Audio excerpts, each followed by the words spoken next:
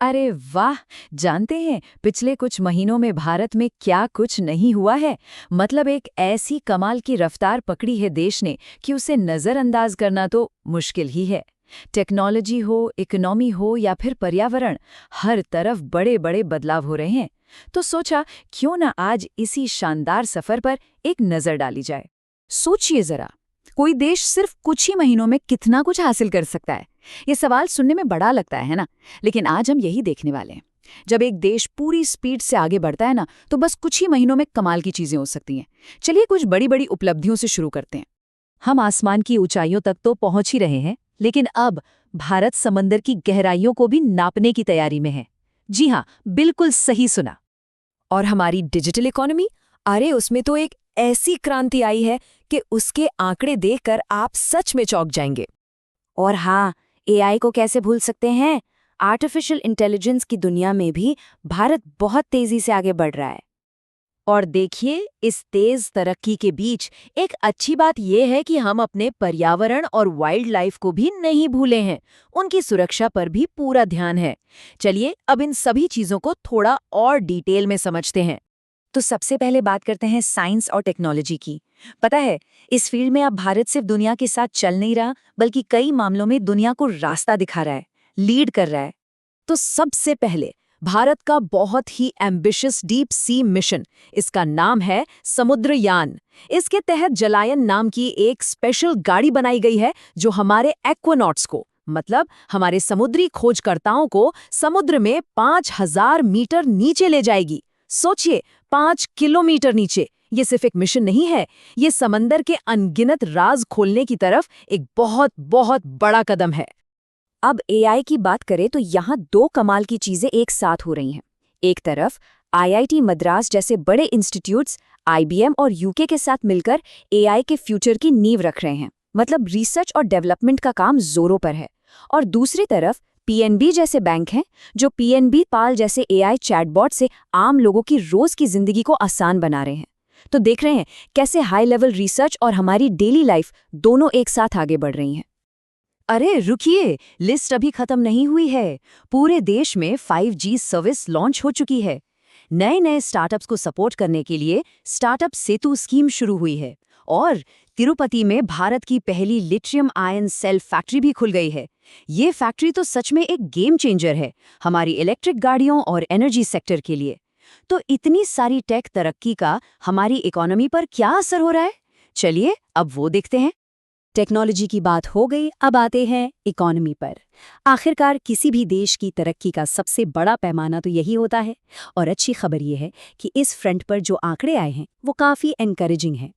जरा स्क्रीन पर इस नंबर को देखिए, 10 लाख करोड़ रुपए। जी हाँ, ये आंकड़ा सिर्फ एक महीने में यूपीआई से हुए लेन देन का है, मतलब जो पैसा आम लोगों ने दुकानदारों को दिया। लेकिन ये सिर्फ एक नंबर नहीं है। ये नंबर असल में भारत में आए डिजिटल पेमेंट रेवोल्यूशन की कहानी बताता है। सोचिए, छोटे छोटे दुकानदारों से लेकर बड़े बड़े बिजनेस तक सबके लिए धंधा करने का तरीका ही बदल गया है। ये कैशलेस इकोनॉमी की तरफ एक बहुत बड़ा कदम है। और सबसे बड़ी बात, इसने लाखों करोड़ों लोगों को पहली बार फॉर्मल बैंकिंग सिस्टम से जोड़ा है। और देखिए, बड़े लेवल पर भी काफी कुछ हो रहा है। जैसे सेबी ने विदेशी इन्वेस्टर्स के लिए स्वागत एच नाम से एक सिंगल विंडो क्लियरेंस सिस्टम शुरू कर दिया है। इससे अब बाहर से पैसा लगाना बहुत आसान हो गया है। उधर एसबीआई ने रिलायंस रिटेल के साथ मिलकर एक नया क्रेडिट कार्ड लॉन्च किया है। और पीएनबी भी अपने कस्टमर्स के लिए नए नए फाइनेंशियल प्लान्स ला रहा है। और इन सब कोशिशों का नतीजा क्या निकला? नतीजा ये है कि भारत ने ब्रिटेन को पीछे छोड़ दिया है और अब हम दुनिया की 5वीं सबसे बड़ी इकोनॉमी बन गए हैं। ये एक बहुत बड़ी ऐतिहासिक उपलब्धि है। ये पूरी दुनिया को दिखाती है कि भारत का आर्थिक दबदबा कितना बढ़ रहा है।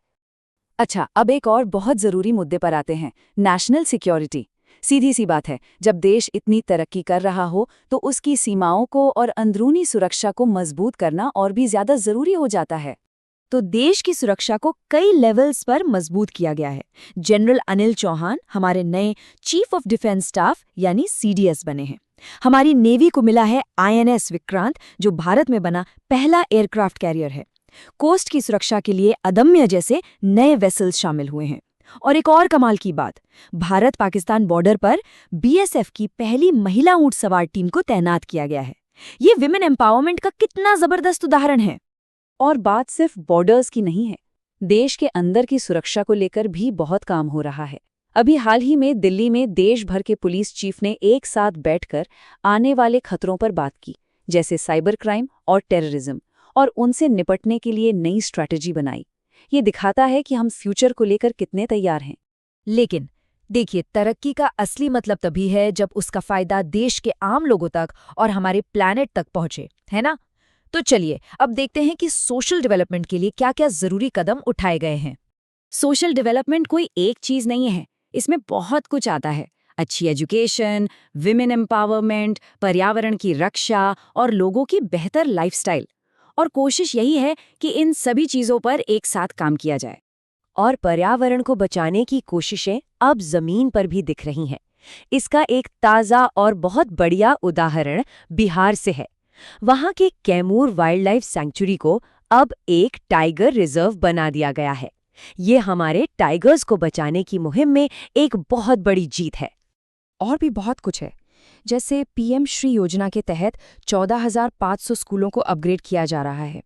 एक नया मिशन शुरू हुआ है, मिशन लाइफ, मतलब लाइफस्टाइल फॉर एनवायरनमेंट, जो हमें सिखाता है कि अपनी रोज़ की ज़िंदगी में छोटे छोटे बदलाव करके हम धरती को कैसे बचा सकते हैं। महिलाओं के सेल्फ हेल्प ग्रुप्स के लिए 1000 ई-रिक्शा दिए गए हैं और प्रधानमंत्री जन आरोग्य योजना को भी आगे बढ़ाया गया है। ये सारे कदम एक ही कहानी कहते हैं, सबका साथ, सबका विकास, जिसमें हर नागरिक सेंटर में है। तो जब हम इन सब चीज़ों को एक साथ देखते हैं तो एक ही तस्वीर सामने आती है, एक ऐसे देश की जो हर पल, हर फील्ड में बस आगे और आगे बढ़ता जा रहा है। बिल्कुल, ये बात इस पूरी कहानी को एकदम सही तरीके से बयां करती है। ये कहानी है छोटे छोटे लेकिन बहुत ज़रूरी कदमों से एक बड़े भविष्य को बनाने की। हर एक अचीवमेंट एक मील का पत्थर है जो देश को और आगे ले जा रहा है। तो आखिर में बस एक सवाल मन में आता है, अगर सिर्फ कुछ महीनों में इतनी तरक्की हो सकती है, तो सोचिए भारत की कहानी का अगला चैप्टर कैसा होगा। ये एक ऐसा सवाल है जिसका जवाब हम सब मिलकर लिखने वाले हैं। हमारे साथ जुड़ने के लिए शुक्रिया।